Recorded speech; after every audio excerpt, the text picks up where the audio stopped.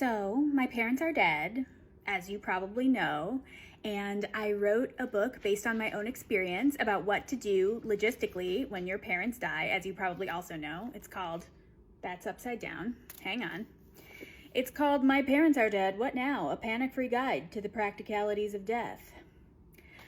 But I was thinking today you might like to hear about my dead parents, like actually learn something about them.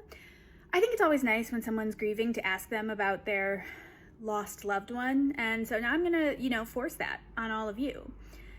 My mom, Nancy, was a therapist. She was born in Wisconsin and lived there through much of her childhood, but when she was 13, she and her family moved to Florida.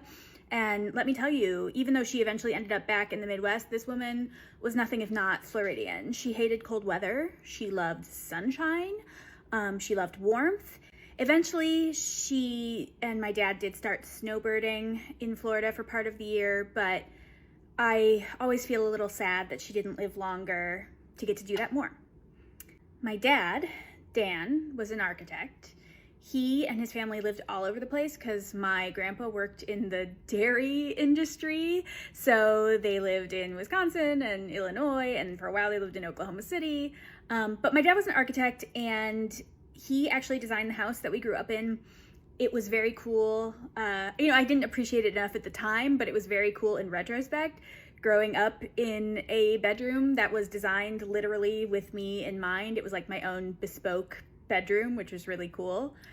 He loved fishing and hunting and ABBA. He really liked the band ABBA. One of the last gifts I got him was ABBA socks from the ABBA Museum in Sweden. They are now my ABBA socks because, again, he is dead.